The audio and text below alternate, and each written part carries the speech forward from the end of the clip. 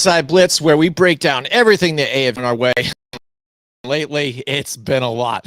The Texans are surging with a defense that's playing lights out, and the Colts, they're stumbling at a crucial moment in the race as Titans here for the playoffs. And then there's the officiating. Usually one of the storylines of the season for all the wrong inconsistencies, momentum swings.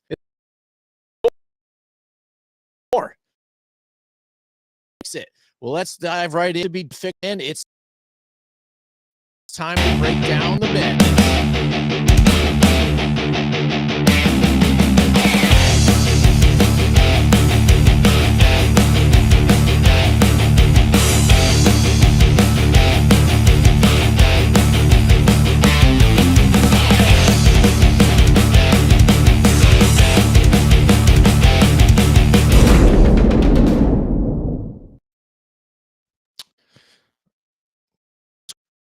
To another episode of the Blindside, buddy. Welcome, and I am joined by my co-host, Mitch. What's going on, everybody out there? Welcome back for another show of Blindside Blitz. Jim, how the hell have you been doing? Because I gotta tell you, today has been a whirlwind of snow hitting us. Messy roads. Yeah. Get very delayed on everything. And now we're here to talk about football, what we know and love. How are you, my friend? How did you survive today? I only work down the road, so it's all good. But yeah, I'll get a snowy, wintry day. Cup of hot cocoa right here, even too, to ready to go. So yeah, AFC tonight. We're a lot has changed. So we still have Patriot, Denver Broncos edging time, but the story going on with the Colts and they're slipping, some the Kansas City Chiefs lose, which was exciting too. Thanksgiving,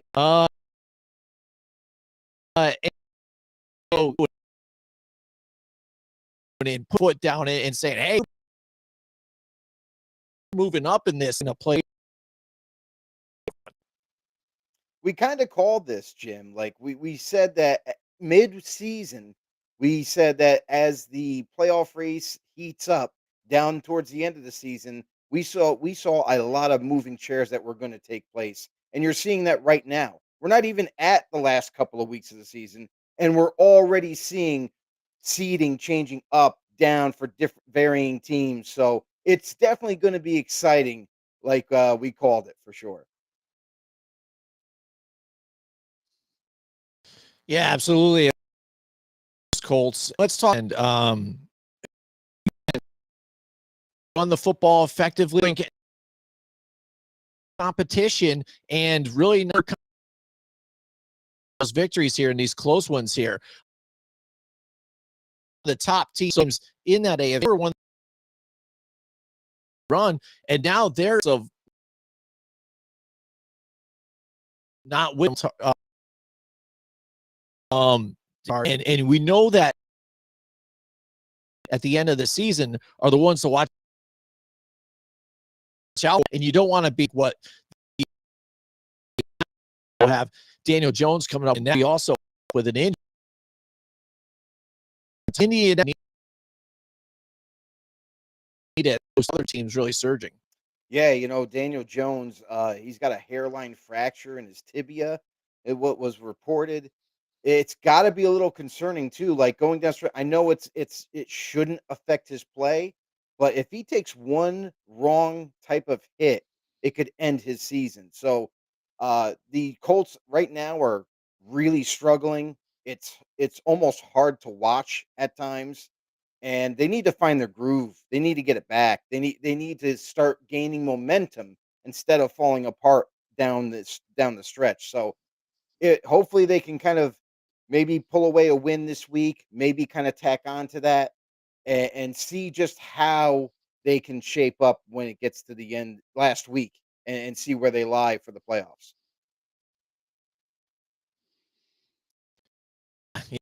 I mean, again, it had Joe them to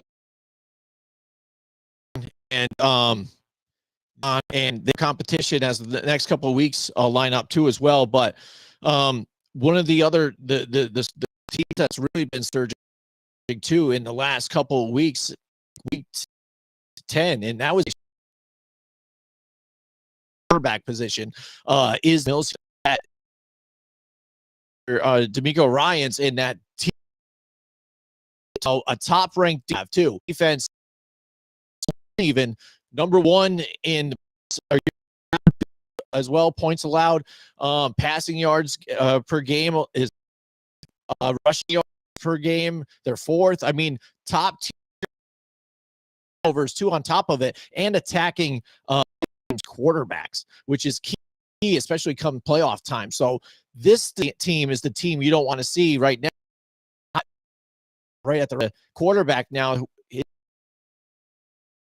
is right. To get back here and be healthy coming to the playoffs, and with that defensive here and not turning the ball over, face out. Yeah, and honestly, like they're hitting their stride at the right time in the season. They're getting healthier. They've made some moves. You even saw the emergence of rookie Jaden Higgins, who now is starting to take over the second wide receiver role for them. And man, does that really help out a guy like Nico Collins? Is now you got two strapping, tall wide receivers that can go up and get the 50-50 ball, that can make big plays and move the chains or score touchdowns. So they're adding more to their arsenal, and they're right now hitting their stride, not just on defense, but also offensively. You're also seeing the running game start to pick up with dual threats in Woody Marks, who's actually really kind of put on a really good show so far this season for Texans fans, and Nick Chubb, who was newly signed this offseason, who's also starting to make his name known. So this team is definitely they're gaining momentum. They're stacking wins, and man, oh man, I can't wait to see what the end result is. Yeah, absolutely. Right there, and that win in that division chance making the playoffs, which means could be out, and he's potentially what they're doing. And Lee and Cohen thought they looked really good too. There's been times where played up to par, and they've had position, but down and not consistent. I feel like last week them which hold around and make this. I was just kind of sketchy and not a really big 8-4. It's enough to get a spot to the way it's been playing too. On top of it, dark horse in this playoff run. Well, I mean, for the Jags, to me, they still don't impress me. Like I have an issue with the fact that when it comes down to it, and Trevor Lawrence as a quarterback in the playoffs, is he going to rise to the occasion? And we've seen him have his issues in the past, but again, the biggest attribute for this Jaguars offense has been their running game, and not just the running backs, but also Trevor Lawrence.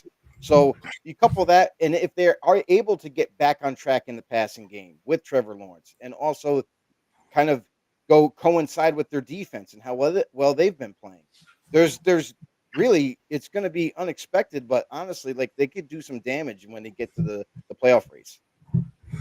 Hey everybody, this is William Del Pilar here. I'm the better looking half here. Joe, sorry to jump in like that. Jimmy's freezing a little bit there, and he's going to see if he can take care of that, maybe reboot the router. And, regarding your take on the Jaguars, I don't disagree, but my problem with the Jaguars, they're so helter-skelter. he'll look decent. Trevor Lawrence will look decent one game, and then he'll look like he's a complete rookie. I don't know if they had the stamina to play consistently for the rest of the year to even make it in. That's a tough division. And I think right now the Colts maybe they're struggling, but I think it's a matter of the Colts getting their sea legs and learning how to win. I guess what I'm saying is the bumps in the road we're seeing with the Colts versus the Jaguars, I think the Colts could be more temporary than the Jaguars. I mean, the Jaguars is what we see is like what we've seen from them the last 5 years. Am I looking at it wrong? No, you're not looking at it wrong at all. Like that's kind of the same, thought process that I had about the Jaguars. The Colts, again, they are struggling right now, and it's a little concerning because back-to-back weeks you notice a little chink in their armor, and Daniel Jones not rising to the occasion like he once was early in the season, kind of just throwing the ball at will, along with Jonathan Taylor running the ball wherever he sees fit. Now you're seeing a team that's going through a little bit of adversity. I think that they can turn it around. I think they just have to get that one win to get them back on track and then, create that momentum as they get into the playoffs. But again, this is going to be an interesting division as well because with all these teams, either they're gaining momentum or not, it's really kind of shifting the space in the NFL of who we're actually going to end up seeing at the end of the season in the playoffs. That's absolutely correct. I think with the Colts, they started to rely on their great running back, Jonathan Taylor. Yeah. And when they were able to stuff him, they said, we're going to dare Daniel Jones to beat us. So I think what the offensive coordinator needs to do is take that step back and go, okay, let's devise some plays here to get Daniel Jones comfortable in the pocket. Use that tight end more often. They got that rookie tight end. I think he's a rookie. He may be up. Tyler Warren. Yep. Yes, Tyler Warren. He may be up for Rookie of the Year honors. Mm-hmm. Face him more as a safety valve. Slowly open it up. And so I think this bump in the road is a good bump that happened now for the experience. So I guess what I'm saying is I see a higher ceiling. I'm at a point with Trevor Lawrence. I don't know if he has any more ceiling. I think what we see is what we get. In his defense, This is his fifth or sixth offensive coordinator and playbook. He may be in the same position as Daniel Jones and learning a new offense. But I think what they truly lack, the Jaguars, that the Colts have, is a damn running back.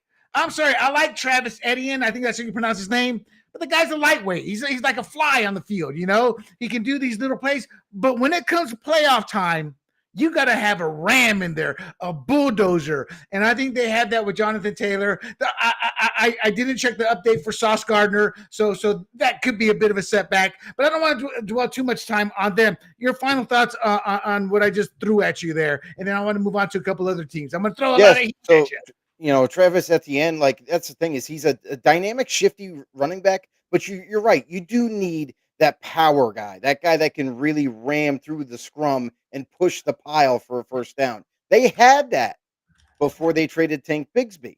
Tank Bigsby was that guy for them, for the Jaguars, and now he's with the Eagles. So I feel like that was a mistake on the Jaguars' part. Now they don't have that kind of tough, rugged type of running back. And that might hinder them as they try to push for this playoff. Well, I get that. All right.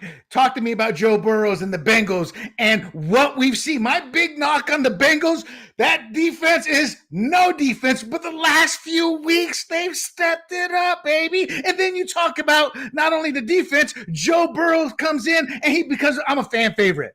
So, Joe there, what made you come back? Man, we earned a lot of money. I'm doing it for the fans. I mean, how greater does it get than that? So that's storyline number one. If this defense keeps up, Joe Burrows is there. And no disrespect to Flacco. I thought Flacco helped, even though they didn't win a lot, he kept that team together. And instead of blowout losses, he made them believe in themselves a bit by keeping games close. On the flip side, then I want you to talk to me about the Ravens. Has the league caught up to their defense or injuries or what's happening there? And you said it a week or two ago. Look, you or Jimmy, Lamar Jackson needs to use both his skills. You're not going to make him a passer, period, end of story. He can hit the side of a barn. He just can't make it through that big old window on top of barns, But he can. So you're right. They have to use him. But has the league figured him out? And my final off-topic point is, how is Derrick Henry looking at the Patriots and go, bring me back, Mike? You got a winner up there. Joe Burrow, honestly, like he is the lead dog. He is the guy. He is the absolute leader of that offense, that team, even. And you saw just a spark, just the buzz around him returning. Everybody's eyes lit up. Everybody had this little chip on their shoulder when he got back into the lineup. It's something that when you get your starter back, and he said it best himself. He's like, I'm a pro football player. That's what we get paid to do. That's why I'm returning. And not only did he return, his debut back, he just lit it up. I mean, he was slicing and dicing, and that was even without T. Higgins in the lineup. So just imagine with T. Higgins returning to this lineup, what this offense is going to be able to do. And you're absolutely right with especially the Bengals defense on how the last couple of weeks they started to get a little bit better in terms of every aspect, every level of their defense. So if they can ever get Trey Hendrickson back healthy and put him into this defense and see what they can really accomplish as a whole, who knows? I mean, I don't think they're out of it yet. Yes, there's a small percentage that they make it, but when you got Joe Burrow back in the saddle, who knows, right? Right. You know, they're 6-6. The Steelers are 6-6. They're only 2 games back. And let's go to the Steelers real quick, because I did a topic on this. I don't know if I wrote an article, if I talked about it in the podcast, but the Steelers have a tradition of, we are the biggest losers in NFL come the second half of the season. You know, TJ Watts is a stud the first half, but then kind of dies out the second half. We the rusty steel curtain, people. That seems to be repeating itself. Yeah, and what you saw this week too, which was interesting, is the cornerback that they have, Darius Slay, is now have been released. They're moving on from him because of the changes that they've already made in the secondary. They even brought Asante Samuel. They signed him to their practice squad a couple weeks ago just to learn the defense. Now he's ready. They called him up today to the active roster. So you see little changes being made in the course of the season because they too know that they are in the playoff hunt. They want to make the playoffs. They want to go far with Aaron Rodgers. Now, I don't know if he's going to be able to pull off Houdini like he did in Green Bay, but it's semi kind of working into Pittsburgh. So they're going to do whatever it takes, whether it be bringing in a player late into the season to integrate into their defense, and hopefully that turns into problems for other offenses. But I gotta say, like, the Steelers again, they are fighting just like the Bengals are fighting, just like the Ravens are fighting for that division. Right. And for the audience out there, in my previous life, I was a fantasy sports pioneer, but I was also paid to be an NFL analyst on a lot of radio shows. And the one thing I noted about Mike Tomlin is a man's man. However, he's also old school. And what people don't realize about Tomlin is that he won his Super Bowl with Bill Cowher's general manager, with Bill Cowher's players. He went to his second Super Bowl that he lost against Green Bay with those type of players. He has his own GM. He's making the players calls. We've seen him fumble the ball with Antonio Brown and Santonio Holmes and other players. So we've got 5 or 6 seasons of they just die in the second half. I think sometimes a coach has worn out their welcome. I am a hard pusher. I drive people. I realized in my careers that I had like a 5-year shelf life at any job before I got burnt out and they got tired of me pushing. And I'm wondering if Mike Tomlin, before we move on, looking into your crystal ball, if they don't make the playoffs and this swoon continues, do you think they're going to be making the change? You know what? I've kind of been on the fence with Mike Tomlin too, because Pittsburgh Steelers normally don't like to change their head coaches. No, they don't. Yeah. But on the other hand, you look at him, how successful he's been with Pittsburgh up to a point. Now, like he's always had a very good football team in general. But if you can only make round 1 of the playoffs, or you can't, or you just missed the playoffs in the past few years, questions are going to arise. And if he misses the playoffs yet again this year, I gotta tell you, like, I'm not for firing Mike Tomlin, but I could see it happen because the Pittsburgh Steelers, with the talent that they have and what they've been able to build, they've already set the foundation. Now they just further build upon it. Maybe it might be time for a coaching change. I think so, and I want to jump back up. I'm looking at my brackets, and I'm having to jump in for poor Jimmy. And for the audience, I don't think we're going to get Jimmy back. His area is having some kind of outage, so apologies on that. I'm not as good, but I'll try to cover. You're doing great. You're doing great. Let's go to the Patriots here real quick. Just to show people I'm a good-looking man. I know, I admit it. I look young, but. Do not quote me, people, but if I remember correctly, the year after I graduated, my high school team went to the state championship and they faced Drake May's father, Mark May. Wow. Yeah. That's Mark May was a stud. And what happened, he got drafted, to show you how old I am, he got drafted by, I want to say, the Tampa Bay Buccaneers, like in the 11th and 12th round, when they had that many rounds. Wow. And the reason I know this is because I followed him. I followed all the guys who went pro. One of the guys who went to rival high school, I can't remember his name, won a couple of Super Bowls, one with the Redskins and played for the Vikings. He was safety. He was a quarterback in high school, became a safety. But that said, I just had to toss that tidbit out. He has great genes. And for the record, Mark May never made it. And the expert said he had a dead arm.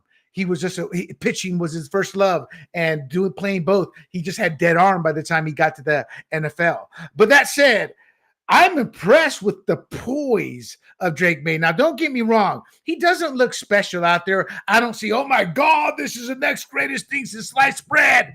But what I do see is a young quarterback who is smart, who plays with poise, who shows that he has not necessarily the intangibles, but has the intellectualness to understand what's happening on the field. Mike Vrabel, and thank God he got rid of that mustache. Bro, you look like a bad porn actor with that mustache. He hit it too. He absolutely hit it. So how far? They don't really have a strong running game, and I think he's too young. But at this point, talk to me about what Vrabel has done and what you see in Drake May. Yeah, we've given a lot of accolades to Mike Vrabel and what he's done with this team in a short amount of time. Just being hired as the head coach in the offseason, everybody was super excited just about Vrabel returning, not only as a former player, but also now their head coach. He's kind of really turned this team from upside down to right side up in a very good way. You look at the key additions that they made on defense and offense, offensive line, wide receivers they brought in. You look at the draft, they drafted Von Henderson, who looks so special, so impactful, and a guy that is an absolute highlight waiting to happen. And you put that all together, and not just the great coaching staff he assembled, but with this team now, with Drake May, who really only needed an offensive line, some weapons to throw to, and this defense capitalizing on what they're able to achieve right now, healthier than ever. The sky's the limit for the Patriots, honestly. Drake May, like you mentioned, he's very accurate. He's smart. He anticipates. He is very calm under pressure. You already seen that. And oh yeah, by the way, if his throwing arm doesn't beat you, he can take off with his legs if he has to. So he's got all the key elements of a good quarterback play. Now, he has every attribute to be a great quarterback in the near future. He's just got to continue developing. But this team right now, in a very quick turn of events for the New England Patriots, looks like the real deal heading down the stretch. I got to admit this, I am in the political world, and when Gerard Mayo came out with that politically correct, very woke press conference, I was like, oh no, you don't put politics into Patriots football, and It just got worse for him. I hope he's a very likable guy, so he's quickly forgotten now, but I hope he can come back. But at the end of the day, it turned out everything was true. He should not have been the coach of that team.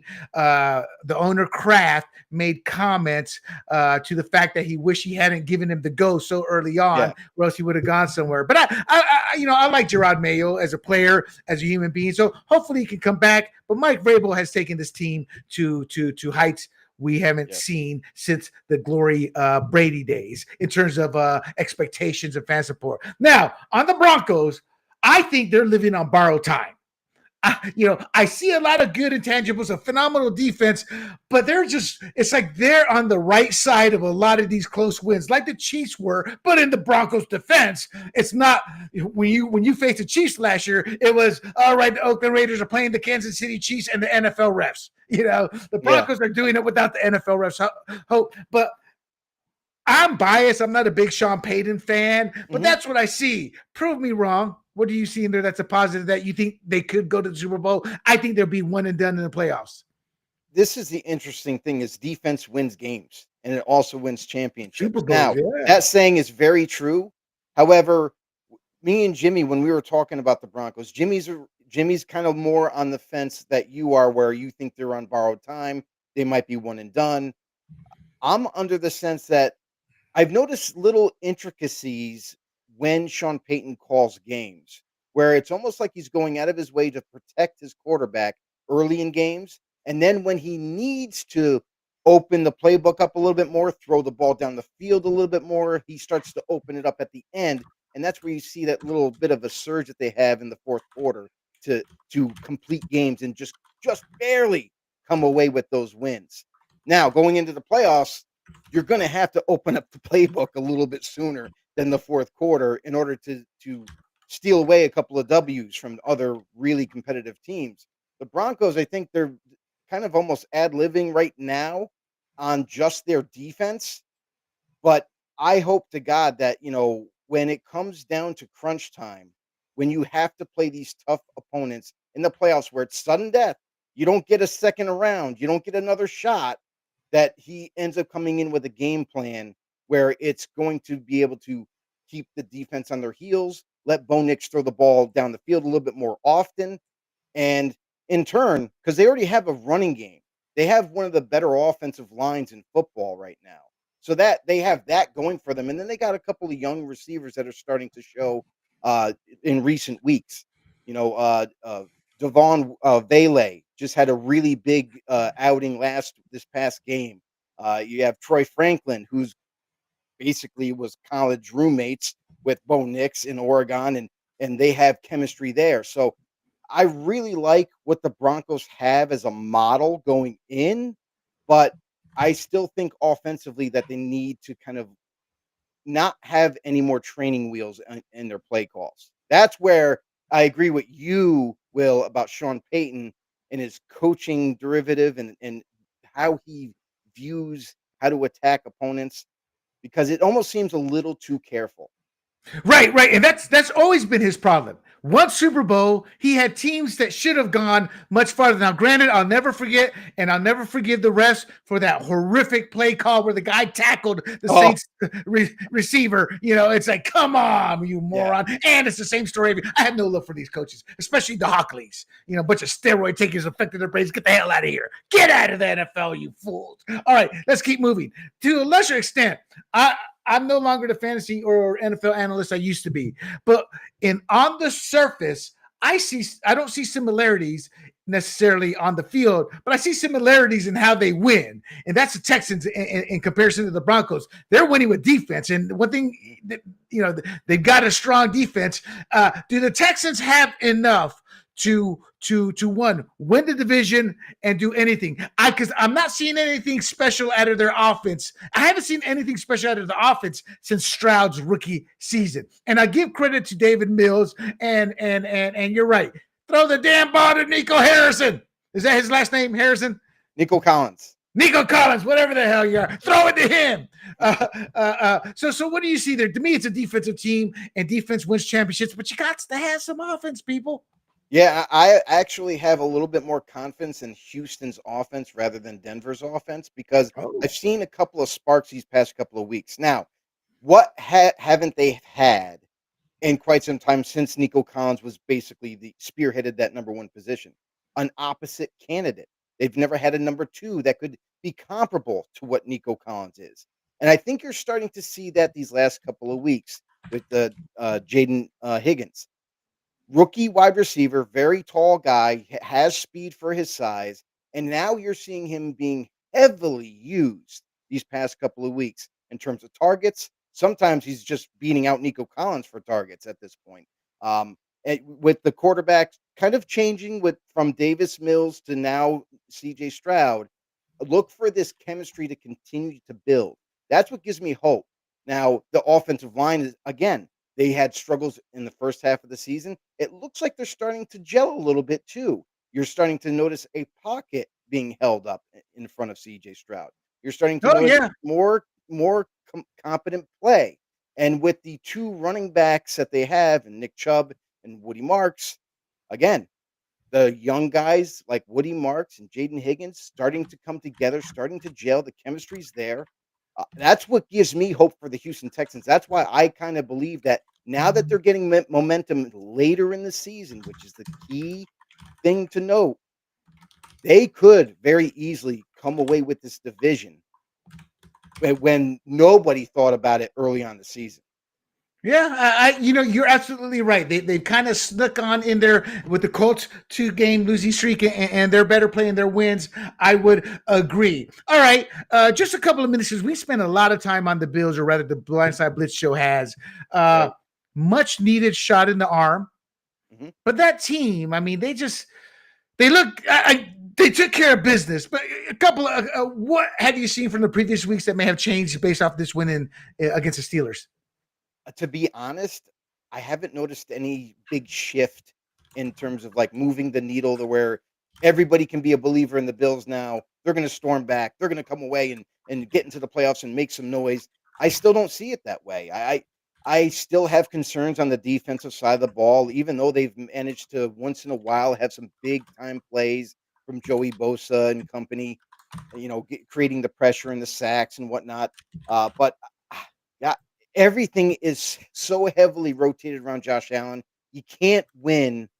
You can't win many games, especially in the playoffs, if your only go-to guy in Josh Allen and the running game with James Cook and Ray Davis. You, when it comes time to throw the football, you're going to be handcuffed.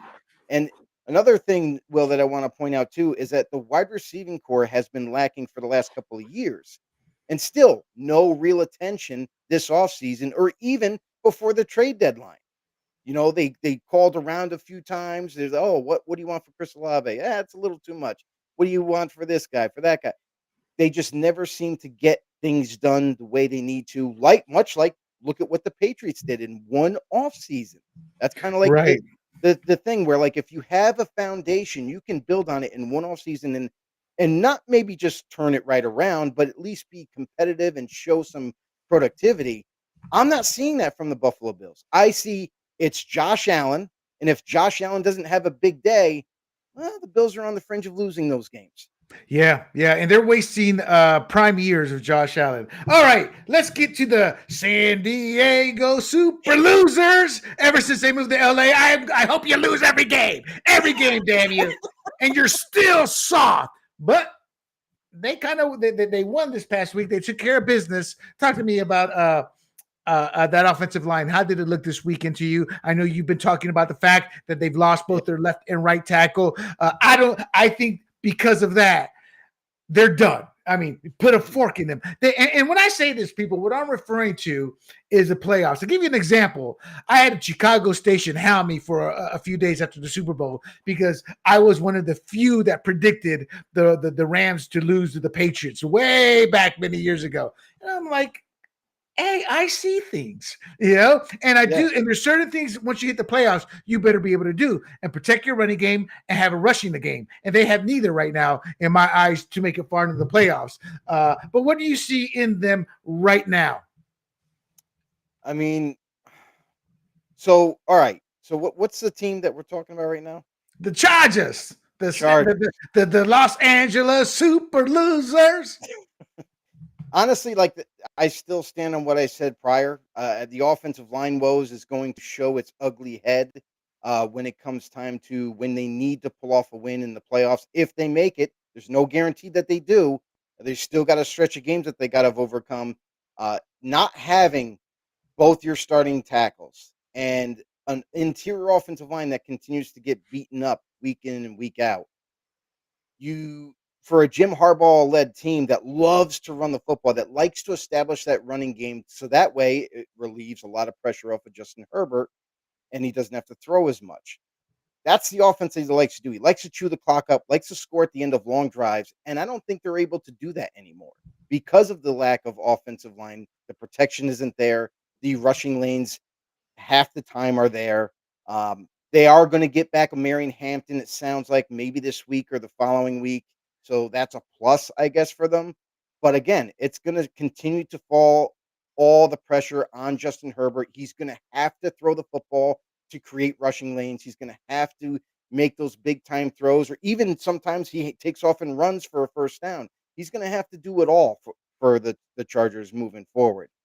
Right. And I'll be honest to the audience, to you people out there. As I told you, I grew up a long time ago, and there was none of these quarterbacks. I don't care about Tom Brady; he'll never be the GOAT. You know why? Back when I was a kid watching football, the quarterbacks called the plays on the field. They called the plays, and they were tough. They took massive hits, they took hard hits, and they got up. When I see Herbert, it's like the guy's fragile. He goes down, and it's like, is he going to get up? Is he going to get up? You know. And granted, they're hard shots, but he needs to be a little bit tougher. He needs to put some meat on those bones, because every year he's always getting beat up, and sometimes some of those is up, bro. Come on.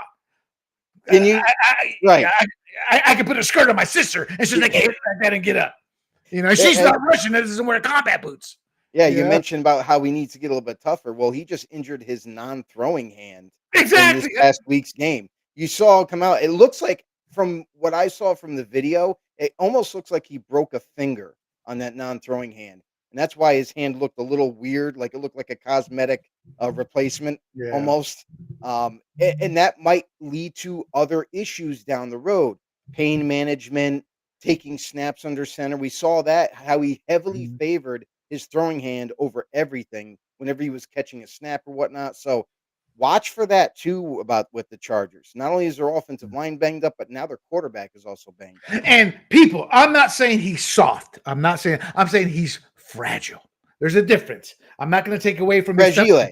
He got out there and played again. All right, now let's go to one of the rivals. Look, as bad as the Chiefs are, they're only 2 games out, and there's still more than a handful of games left. Now, it seems like finally the NFL got the cue. Man, we can't cover for them anymore, and it's no longer the Kansas City Chiefs versus the the Kansas City Chiefs and the NFL refs versus the Cowboys. And lo and behold, they're 6-6. I still think they are a deadly team you do not want to face each week, and if they get in, because of their experience and because they have I don't care what anybody says, in my opinion, the best quarterback in the NFL, Patrick Mahomes, they're always going to be scary.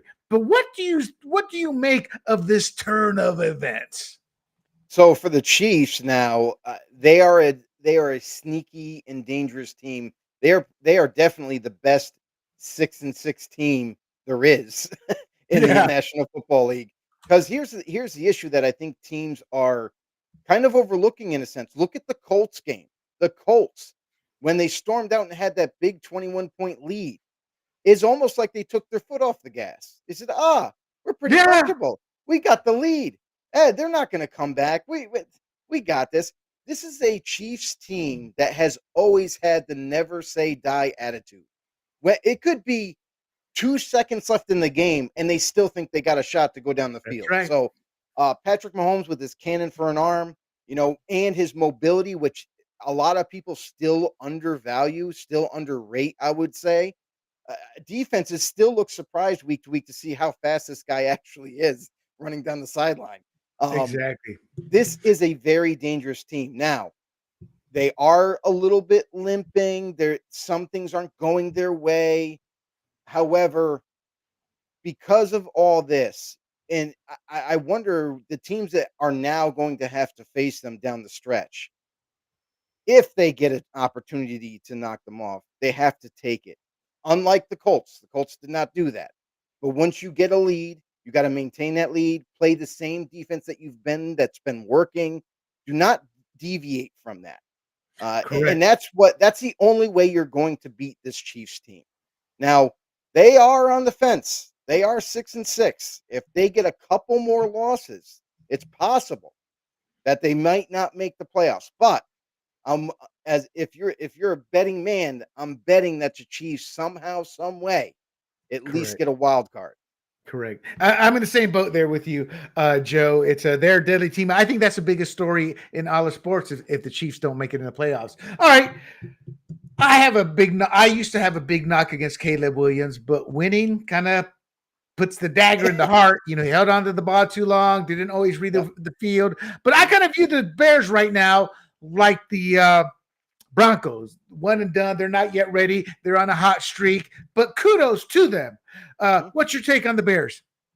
Bears are interesting right now. You know, Ben Johnson just won all season, guys. Won all season. Ben Johnson, the new head coach, comes in there, makes a big difference in Caleb Williams and his play.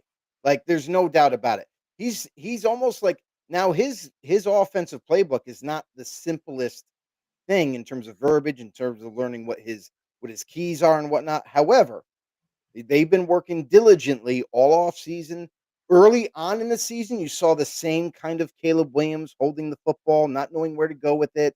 And now, when we're just past the midway point, you're seeing a little bit different type of Caleb Williams. You're looking at a Caleb Williams that knows exactly where everybody is, that is going to deliver the football on time.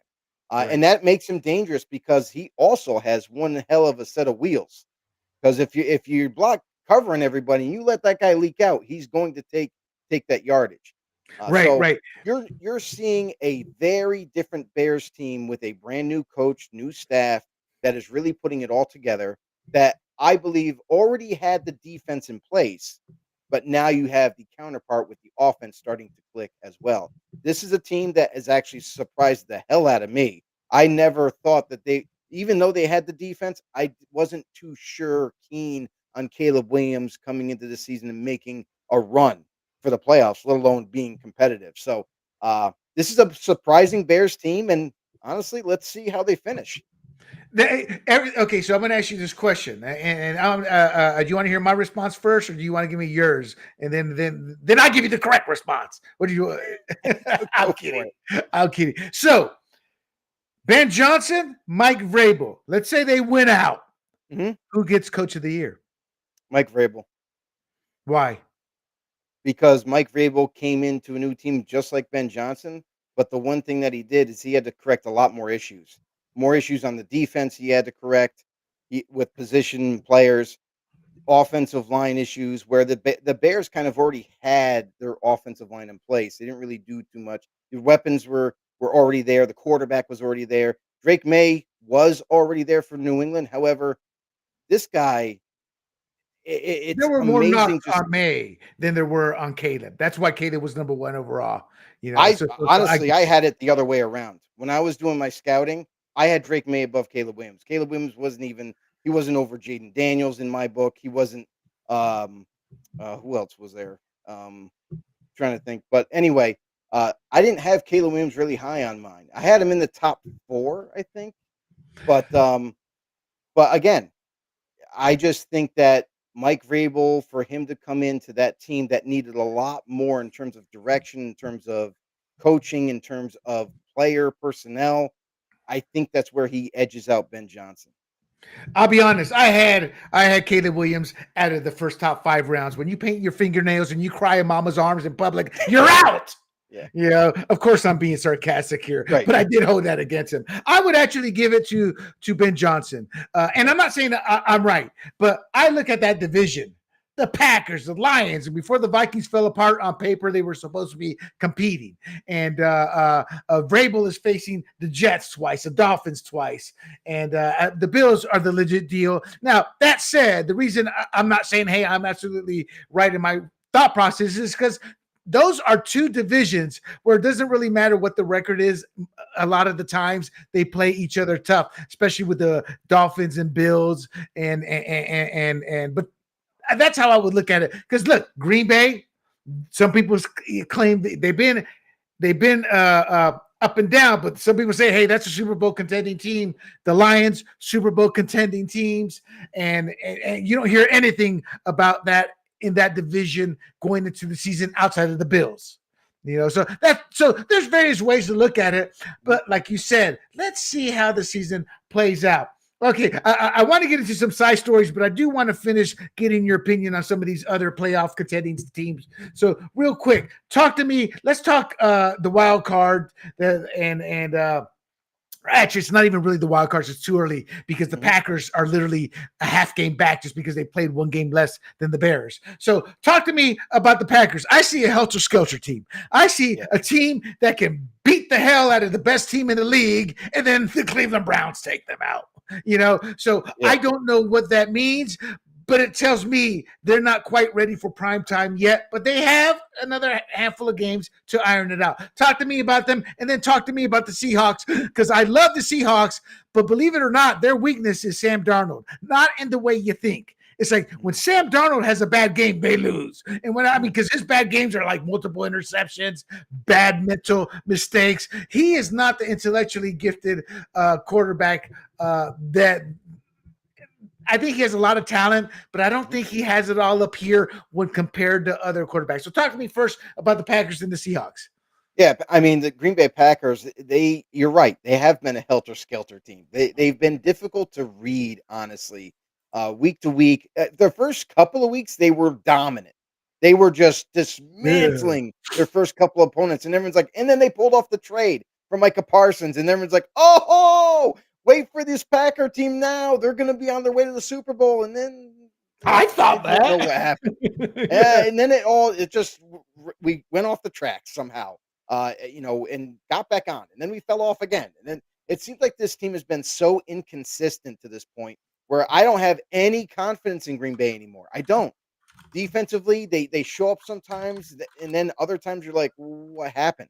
And then offensively with Jordan Love, what is it? This guy looks like, at times he can look like a Pro Bowl player, and then most of the time it's like, this is our starting quarterback. Like, what is he doing out there? He's throwing it out of bounds. He's not hitting the right guy, and it's not all his fault either, because it also falls on the side of the wide receivers dropping the football way too consistently in key moments, first downs, touchdowns. It's just not all adding up. So the Packers, I don't know what to make of them, to be honest. Joe, I don't think they've ever recovered from that when the powerhouse Cleveland Browns came into town and beat the hell out of him. I just think that, who knows? Okay, talk to me about Darnold. I love the Seahawks. I become a fan just because they are the team. When an opposing opponent comes in, they know, oh, hell, this is going to be a physical game. They're going to pound it. They're going to run it hard. It's going to be smash mouth football. It's like even Mean Joe Green's going, I don't really want to play them. That's what I see with the Seahawks. But their weakness, again, I see is Sam Darnold, and he needs to be more. When a mistake happens, it seems like he mentally loses it. Am I looking at it? And I'm a big Darnold fan because I love comeback players. So what's your take? Yeah, Sam Darnold, I feel like he's just like any other quarterback in the sense of when he starts to feel pressure or get uncomfortable in the pocket, that's when all the mistakes start to unravel. He loses his composure. He starts trying to do too much. He throws it in double coverage when he shouldn't have to. He's just not taking the easy routes that are there instead of trying to make the route that he hit the route that he should hit.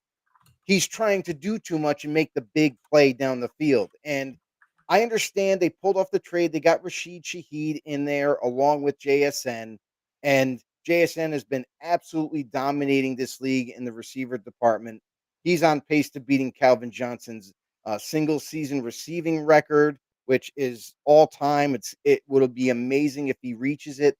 But again, everything is going to be, predicated on Sam Darnold if he can keep his composure in those high pressure situations.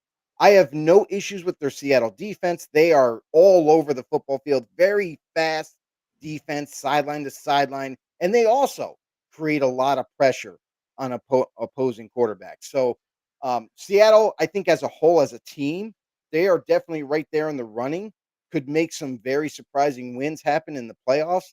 But again, Sam Darnold, it's going to all fall on Sam Darnold in the end.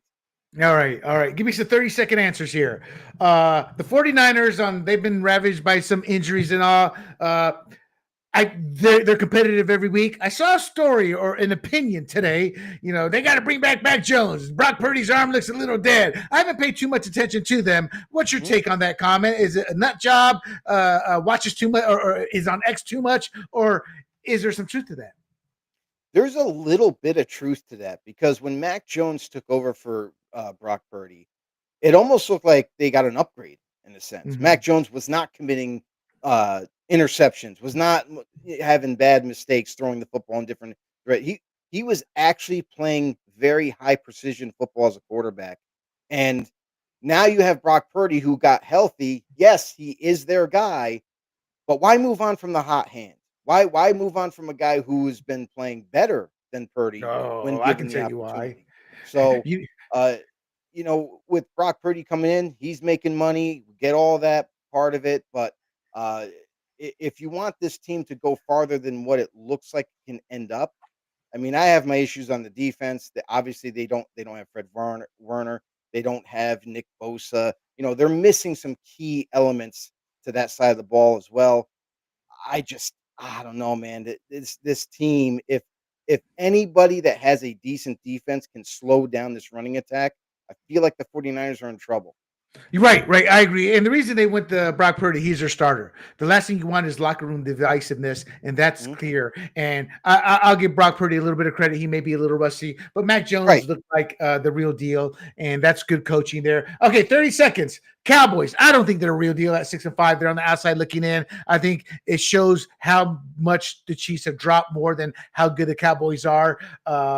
Real quick, so I don't see much of them. So talk to me real quick for about 30 seconds on them, then move on to the Panthers.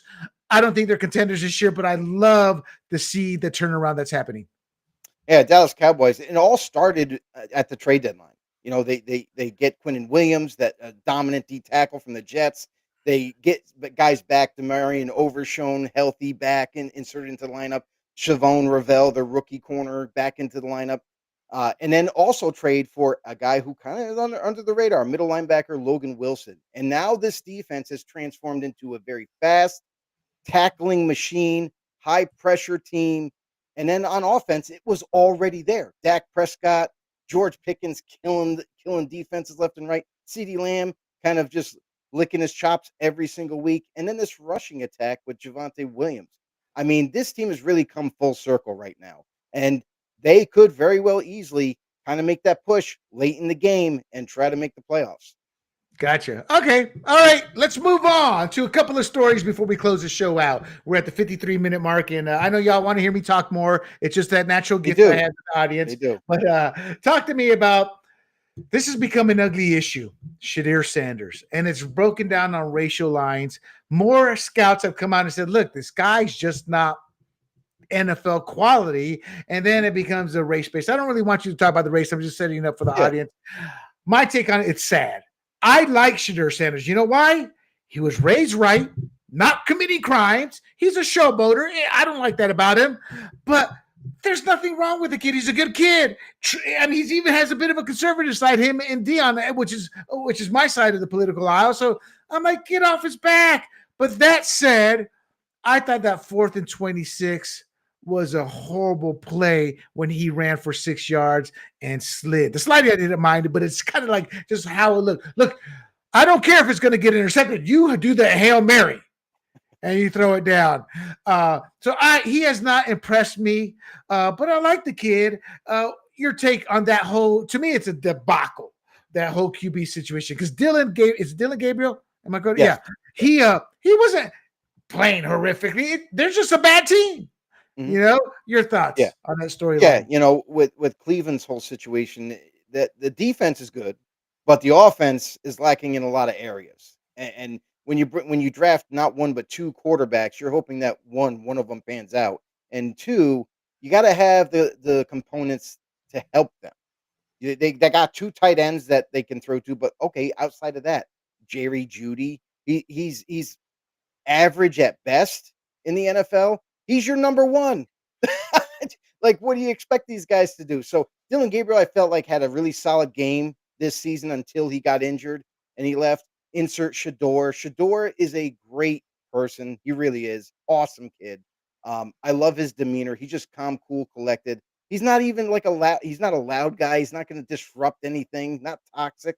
But Shador, honestly, like they're all being given their opportunity. I think that Shador has a long way to go to be an NFL quarterback if he can even reach that goal. But I think in the near future, Cleveland might turn their direction to Dylan Gabriel for next season. I got to be honest. I think part of the problem is Deshaun Watson. You give that much money guaranteed, that destroys your salary cap. And they know it. We know it. Every Tom, Dick, and Harry knows it. And when that happens, people, you can't sign quality players at other positions. And even worse, the few quality players you have, if they get hurt, you got scrub number one. And God bless that scrub because he's playing in the NFL and we can't because we're not good enough. But there's a reason he's number 3 on the depth chart and you're using him as number 2 because you ain't got the money to pay someone else. So Cleveland, you brought this on yourself. You guys are the sorry ass dog pound. All right. Talk to me about Doug Schoen. I know Roderick David brought up a key point. He's under scrutiny. I think he should have been let go with DeBow.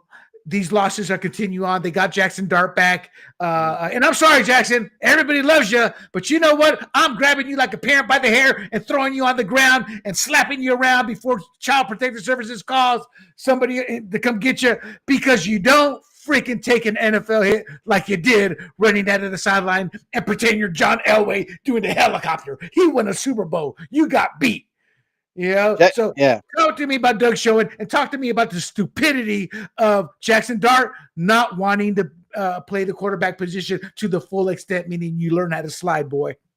Yeah, Joel Shane, like we kind of saw the writing on the wall. As soon as you start to see, pointing fingers as we reach the midway point, Brian Daboll now being fired, defensive coordinator, Shane Bowen, he also got fired. It seems like a never-ending, firing spree, and now it ends with Joe Schoen. And I don't know if I agree with firing Schoen. I think he's done a fairly decent job as a GM and what his job actually is. But again, they've decided to move on. They want a clean slate for this upcoming offseason. There's going to be a long list of candidates for the head coaching job and GMs. So, I mean, overall, like this is a whole new direction the Giants are going to have to go in. Jackson Dart, yeah, he does need to learn how to slide or at least get out of bounds if you have the opportunity. Do not take these unnecessary hits. But Jackson Dart saw his press conference, came out and said that he's basically not changing his game. He goes, I'm a football player. I'm going to take those hits all for my teammates. I'm going to get the extra yardage if I see fit. But this could lead to some concerns, especially for the next coach in the line. It's he reminds me he's got that surfer look, but when I see him, I see Spicoli. For those of you who don't know who Spicoli is, that is Sean Penn at Ridgemont High, Fast Times at Ridgemont High. And he wasn't the sharpest tool in the shed. And that's what you're getting out of Jackson Dart. So I don't care how much love you guys have in New York for him. You ain't going nowhere if that boy doesn't learn how to play quarterback position properly. So and as far as Schoen, I get that. I kind of agree with you. And it also shows how a quarterback can make or break. And we got a question here from Mike Tackett, official. I know he's a big fan of the show. What's up, big Mike? Kudos to you, Mike. The show is dealing with the B team right now with me here. But why does Cleveland keep finding themselves in the doghouse? No pun intended. No, Mike, you intended that pun. We know it. At least the New York Jets have draft capital to build for the future. I think I kind of answered that question. They got so much tied up in Deshaun Watson. They really don't have the money to sign death. But more importantly, you're going nowhere, people. So instead of giving Myles Garrett that big $50 million guaranteed, 150, whatever big contract it was, you trade him for 5 to 6 to 7 draft picks. That's what you do. Because when they signed him, I got, y'all ain't going to win with him. Y'all haven't won with him now, and you ain't got no quarterback. So that's why the dog pound is in the doghouse. That and tradition. Come on, they're just losers. It boils down to who was that great running back when they were playing the Denver Broncos? Biner, with Marty Schottenheimer, they're driving to win the game. Fumble!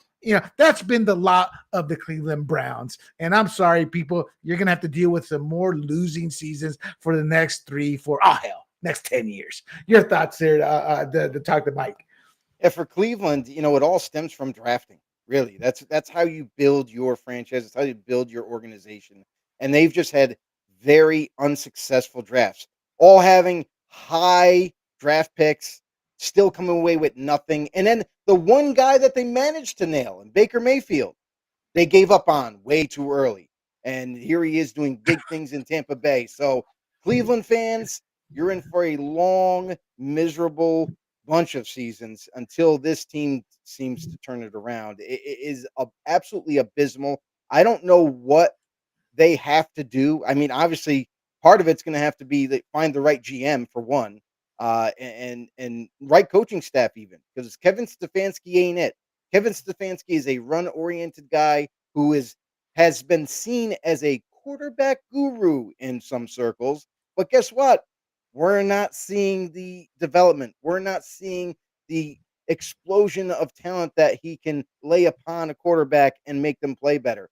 Not seeing it in play calling, not seeing it in grooming. So, yeah, I think Cleveland needs to and again, take the same route that the Giants are taking currently and clean slate, clean house, start over and see what you guys can do in the next 5 years. You brought up a great point. The inmates running the asylum. You didn't say that, but that's what happened with the Baker Mayfield situation. They let what's an old, washed-up, Peds-taking receiver in Odell Beckham rule that hen house. Right. And I'm sorry, people. Let me tell you a lesson in life when it comes to the NFL. Receivers do not win Super Bowls. Receivers do not take you to the next level. They can help enhance a quarterback, but a quarterback makes the great receiver. It's that simple. Look at Tom Brady. Yes, Tom Brady. That's exactly. So when you put more into a receiver and his thought process, like you did with Odell Beckham, and trade a former number 1 all-around pick who was playing with a messed up shoulder and doing his best, and you jettison him, you're getting what you deserve. Cleveland Browns, the well-earned Loservilles. All right, and the Mike Tackett, I was just told it is your birthday today. The pigskin god said, William, it's Mike Tackett's birthday. Happy birthday, Happy birthday, Mike. And to you, Big Joe, have we left anything out? Are there any storylines, anything you want to get off your big chest there? I mean, I think we got to do another show for it, but I still have major issues with the refs. Major issues. Oh, dear God, the refs. They're like the ugly stepchild who doesn't want to go home. They're like the drunk at Thanksgiving. Is anybody going to take the ref home? No, he's still here, and he's making bad calls. Yeah, it's almost getting to a point where, like, I'm concerned for the playoffs, really. Like, I understand regular season is what it is. Like, yeah, everybody's going to get wronged by the referees at some point or another. But when it comes to the playoffs, I want it to be called the same across the board with every referee crew. And we're just not seeing that. We're seeing even like non-calls. Like, people can clearly see on the TV screen that guy's holding because he's bear hugging him, but no flag was thrown. Why? I don't know. Pass interference that's not called or is called when it shouldn't be. So the refs are just absolutely asinine. I don't even know what to make out of them. I don't know what we talked about it before on the show about like how we would fix the NFL refereeing, but again, they're not going to listen to us. You got to go younger. First of all, we don't need the Hockleys in their steroid use, allegedly. I'm just kidding. I don't know if they take roids or not. I love poking fun at the Hockleys. I have no respect for Hockley after that Denver Broncos Chargers game when he called the fumble, didn't call the fumble, didn't see the fumble, and then just messed it up even more after the game trying to explain it. And now his son's going to grace us for the next 30 years. They're too slow. You got to go younger and go faster. How the hell does a ref make a play with a receiver who runs at Olympic speed and the ref's 20 yards away? He doesn't. But they got other refs. Yeah, but if that other ref's not looking, upstairs needs to make more calls to correct what you're talking about. That's step 1 and 2. Go younger, have upstairs, call down. Sorry, bro, I'm overruling you. Why? I've got 12 camera angles here. That's why. And I understand there's those difficult calls when they're in the pile and that, etc. Yeah, one more thing, Will, and I want to actually bring this question up to you. I don't know with the Hawkeye technology that they implemented this year with the football and the sensors in the football, and I thought going into this season that they were going to utilize that technology for those scrums, for those places in the play where you can't see the ball to track it and find out where it was on the field. That's how I envisioned it. But really, it's just a over technologized, over dramatic measuring system. At the Right. end, Well, it's always where the ball's placed, right. which was the problem in the first place.